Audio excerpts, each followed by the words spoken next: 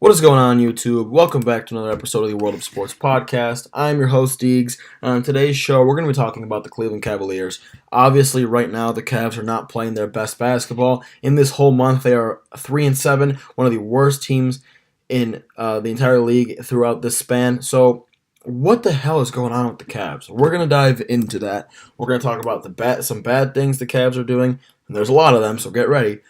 Some minor good things they're doing, and what they can do to make these adjustments and make their team better, to make themselves what they are known to be, which is one of the best teams in basketball. As of today, Wednesday, January 24th, 2018, the Cleveland Cavaliers have a record of 27-19, which is good for third in the Eastern Conference playoffs. Fun fact, if the playoffs started today, it would be the first time since LeBron came back to the Cavs that they would not be the 1 or 2 seed in the Eastern Conference playoffs. So, starting off with some bad things the Cavaliers are doing. One of the worst and most clear problems that the Cavs have day in and day out is their defense, right? They are 29th in defensive efficiency, and other than the Sacramento Kings, who are a joke of a franchise right now and would hold the number 1 pick if the season ended today, they are the worst defensive team in the entire league. They have truly no defensive talent on their entire team. For example, you look at who they have right now on their roster. D. Wade is a decent defender, but he's too old. Kevin Love, Isaiah Thomas, Tristan Thompson, J.R. Smith, Kyle Korver, and D. Rose really have never been good defenders in their entire career. They don't have a single rim protector. Their tallest guy, I believe, is Tristan Thompson, and like I just said, he's not good at defense at all. He's just there to get rebounds.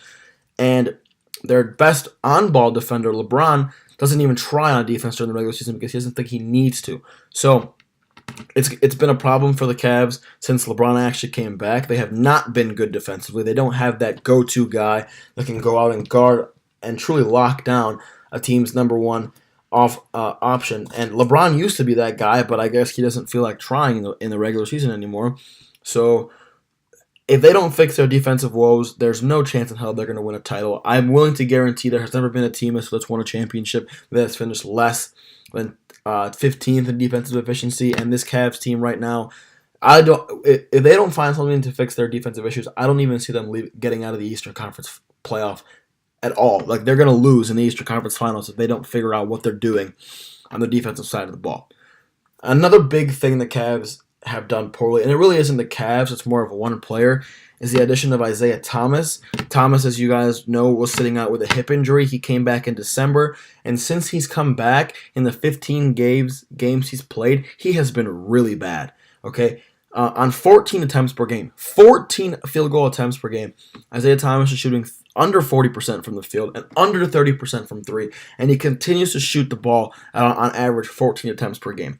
With those numbers, it gets to a point where you just need to stop shooting, dude. You're taking way too many shots away. You're disrupting the offense. And what the Cavs are normally known for doing on offense is giving the ball to LeBron, letting LeBron drive. If he doesn't have something there, he kicks it out and he gets someone the ball, and that's how they score. They run their offense through LeBron and Isaiah Thomas, because he was a number 1 scoring option in Boston.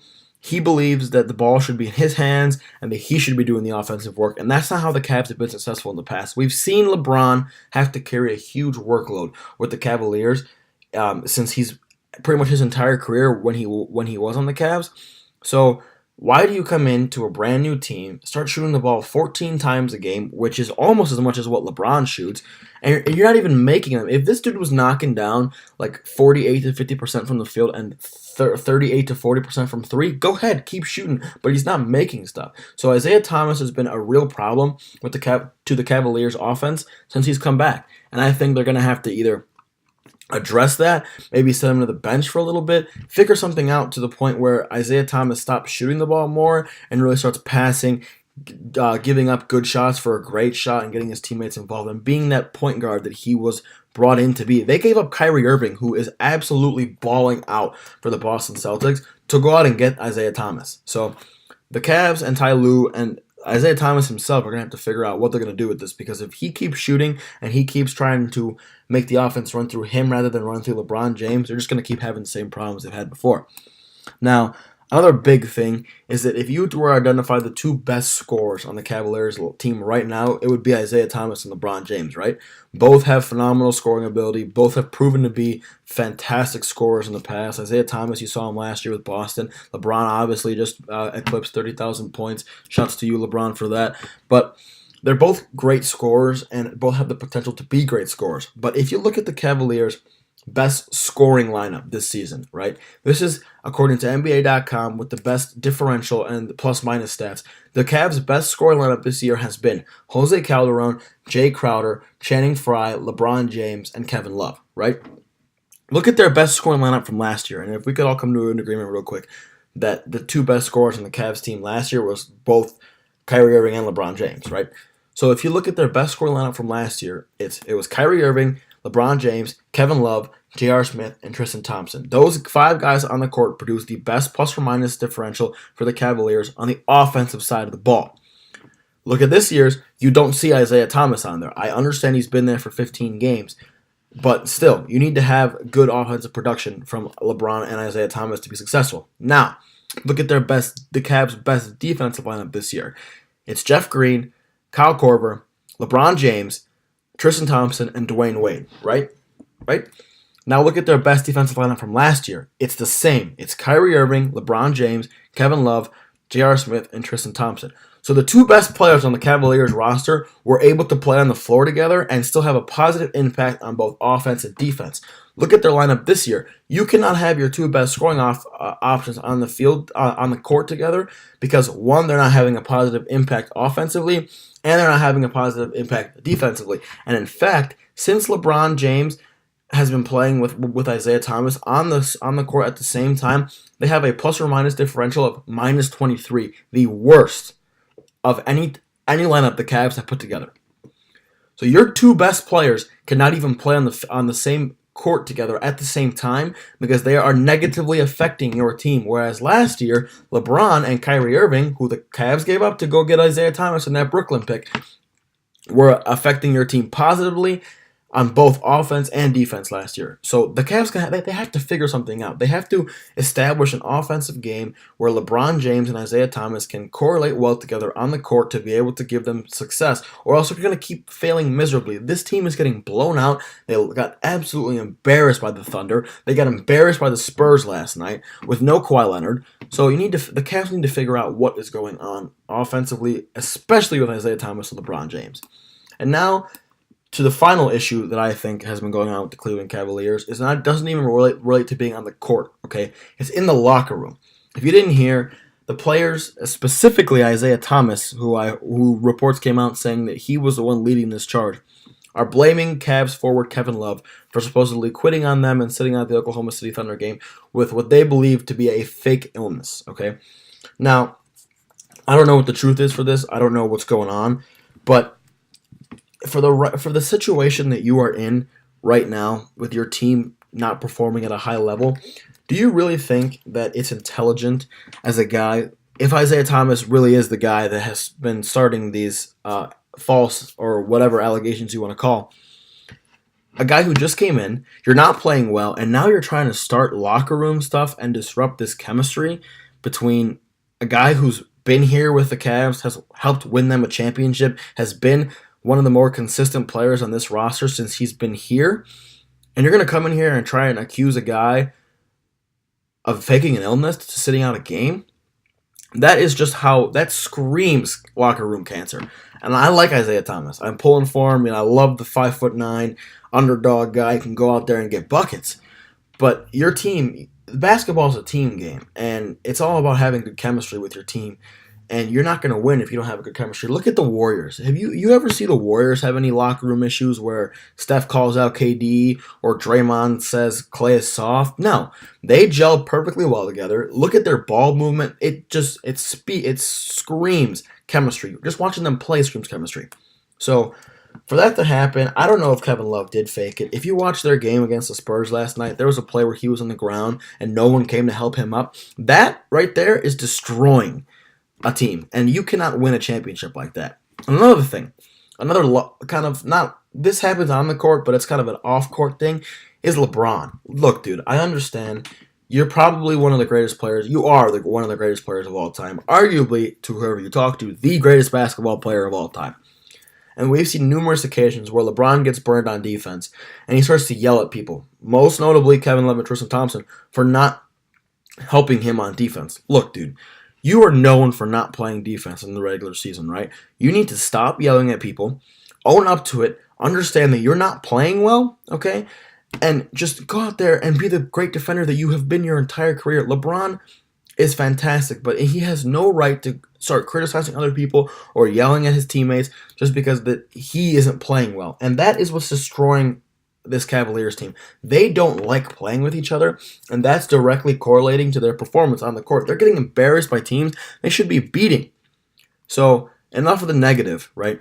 Let's move on to some of the good things the Cavs have done, because I'm kind of shitting on the Cavs, for a lack of a better term, but I like watching them play basketball. I really do. So some good things the Cavs have done this season.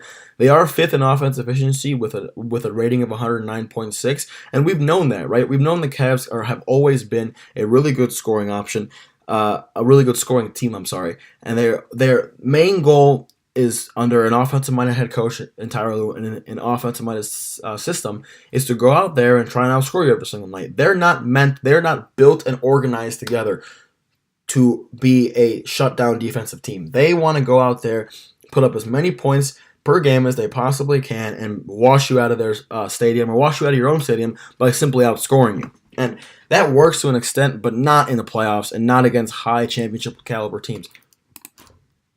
Another thing I think the Cavaliers have done really well this year is not really something on the court, but they still have a ton of talent put around LeBron James. And really, you could argue that this is the best talent he's ever had on a roster. Well, not on a roster, but with the Cavaliers. But if you look at the guys on this team right now, you have Kevin Love, who's a multi-time All-Star. You look at Isaiah Thomas, who's also been an All-Star multiple times. Tristan Thompson's a great young player. Kyle Korver's one of the best shooters in the league. D Wade's a Hall of Famer. D Rose, when he's healthy, is still good. J.R. Smith is a great shooter, and Jay Crowder was a phenomenal player last year and very underrated for the Boston Celtics. So they have a ton of talent. And don't forget about young guy Cedi Osman, who's been playing a lot of good minutes for them too. He's really has a bright future ahead of him. The guy's a really good player. So LeBron and the Cavs have a ton of talent on this team. They should be a lot better than what they are. And finally, another great thing about this Cleveland Cavaliers team is just LeBron James. He is still playing at the age of 33 at an incredible MVP level in which he's possibly having his best season of his entire career, which is quite impressive because LeBron's a first ballot Hall of Famer. He's one of the greatest basketball players of all time, if not the greatest basketball player of all time. But this season, he's averaging 27 points per game, 8.6 assists per game, 8 rebounds per game, while shooting 55% from the field from someone who's not a big man, and 36% from three. And his three-point jumper, not normally and kind of part of his offensive arsenal, has been really good this year. He's only shooting 36% from three, and that's because he attempts more shots because he has to carry such a big workload. But his shot looks a lot better. His form is a lot smoother and nicer, and he's really done a lot to improve his outside perimeter game as he does get older. So now, the big topic of this video is, what should the Cleveland Cavaliers do to address their dire situation of becoming a better team? And before I start this, you should know that this is all my personal opinion, and this is all what I think the Cavs need to do.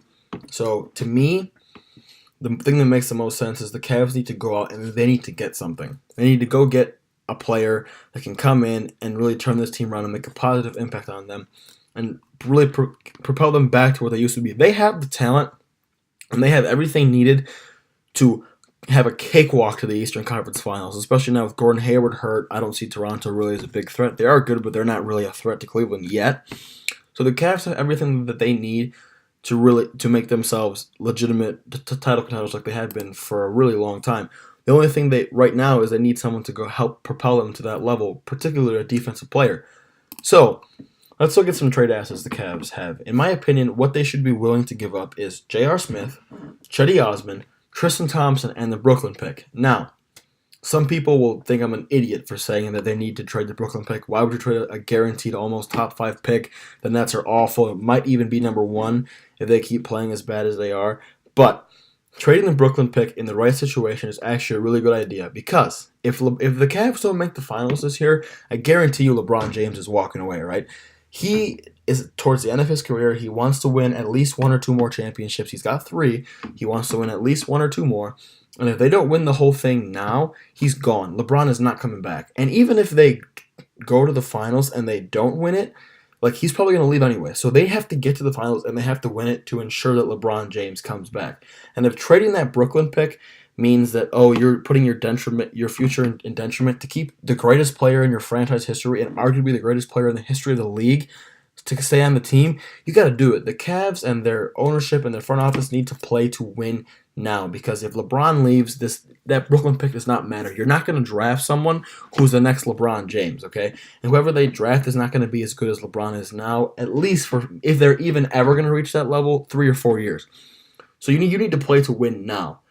So some potential trade, some players that the Cavs should be looking at to trade for are DeAndre Jordan, Nerlens Noel, George Hill, Kent Bazemore, and possibly Marc Gasol, right?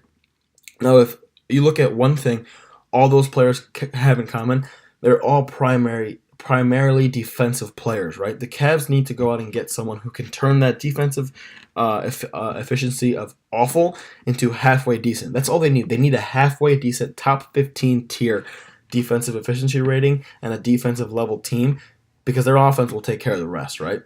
So DeAndre Jordan, Nerlens Noel, and Marc Gasol give them that, like I said, that rim protector defensive presence, but they also give them really good rebounders. All those guys have the potential to be double-digit rebounders. DeAndre Jordan's one of the best rebounders in the league. So is Marc Gasol. Nerlens Noel is still young, but he's athletic enough to be that top rebounding kind of player. And then George Hill and Kent Bazemore give them that versatile wing perimeter defender that can really go out there and clamp someone up if they need to.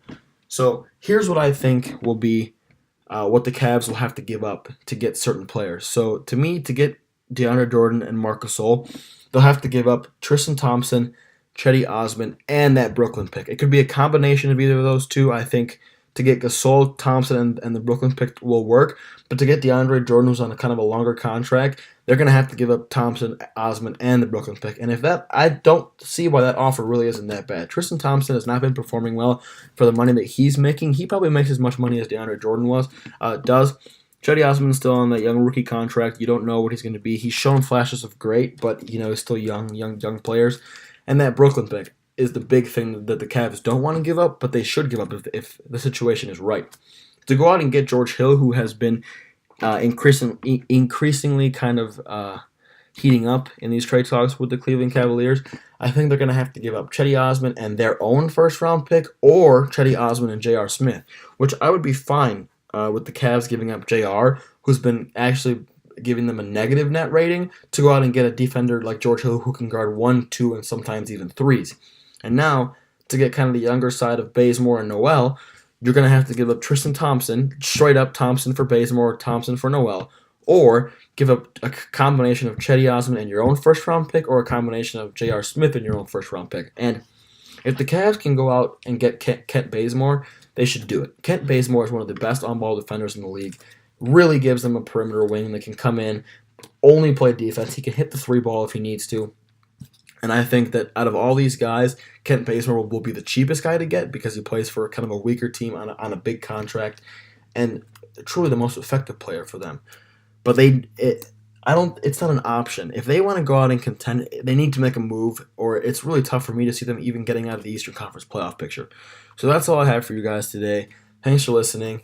We've been working real hard on this. I think this is our 9th upload in the last week and a half. So like and subscribe, drop a comment what you think, and thanks for watching.